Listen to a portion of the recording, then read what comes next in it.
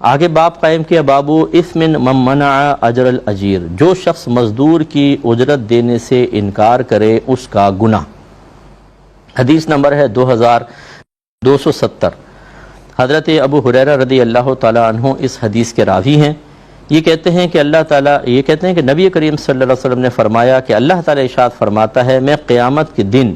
3 شخصوں کے خلاف مدعی ہوں گا، یعنی دعویٰ کرنے والا، مدعی کہتے ہیں دعویٰ کرنے والا، مقدمہ درج کرنے والا، جھگڑنے والا۔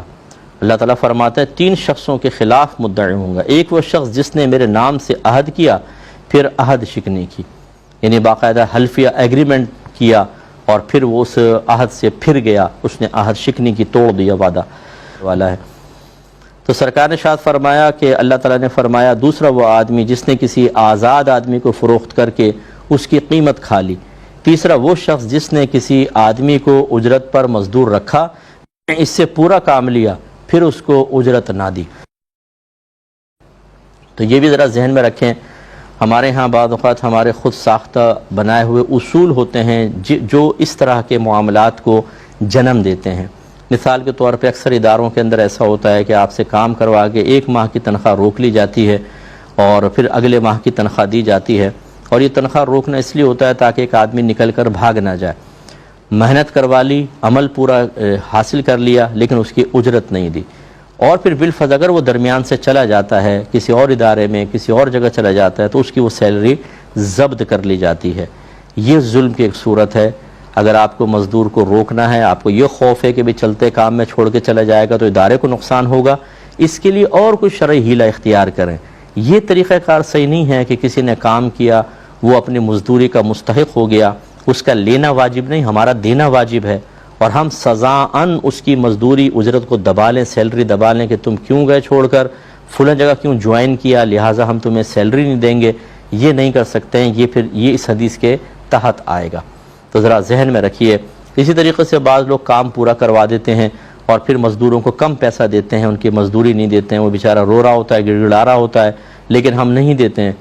رنگ کروا لیا، پیسے تھوڑے دے دیے۔ جو ایک تو ہمارے یہاں خرابی یہ ہوتی ہے کہ ہم پہلے طے نہیں کرتے ہیں، ہم کہتے ہیں جی رنگ کروانا ہے 4، جو مرضی دے دیجئے گا، چلو اچھا شروع کر لو۔ بھائی کیوں شروع کر لو؟ جو مرضی دے دیجئے گا، یہ تو جھگڑے کا ایک اصل سبب ہے۔ ہونا ہی چاہیے پہلے اجرت طے کریں، کتنے پیسے لوگے یہ بتاؤ، اور کس اسٹینڈرڈ کا کام کرنا ہوگا، اعلی درجے کا،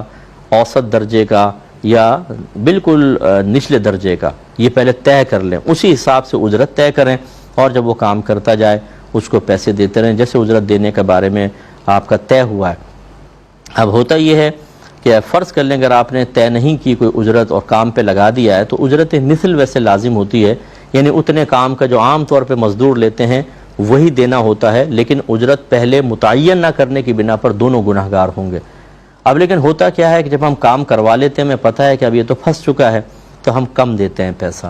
وہ کہہ رہا ہوتا ہے اس کے تو اتنے بنتے ہیں، لیکن ہم کہتے ہیں اتنا لینا لے ورنہ مار لگاؤں گا تیری، بھاگ جائے یہاں سے۔ تو چونکہ ہم طاقتور ہوتے ہیں، چونکہ 4 ہمارے آدمی کھڑے ہوتے ہیں، وہ بیچارہ مزدور وہ روتا ہوا یا منہ بنا کے چلا جاتا ہے،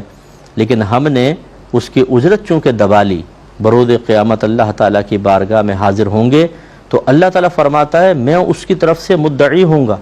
یعنی آپ کو مد مقابل کھڑا کر کے وہ شخص نہیں جھگڑے گا، بلکہ اللہ تبارک و تعالیٰ اس شخص کی طرف سے آپ سے مطلب حق حاصل کرے گا اور اس کو دے گا، اور لازم بات ہے کہ اللہ سے کون جیت سکتا ہے۔ اس لیے چند روپوں کے لیے، چند اپنے دنیاوی فائدوں کے لیے شرعی اصولوں کو خون کر کے اپنے آپ کو آخرت میں پھنسانے کی کوشش میرے خیال میں کسی بھی طریقے سے یہ مناسب نہیں ہے۔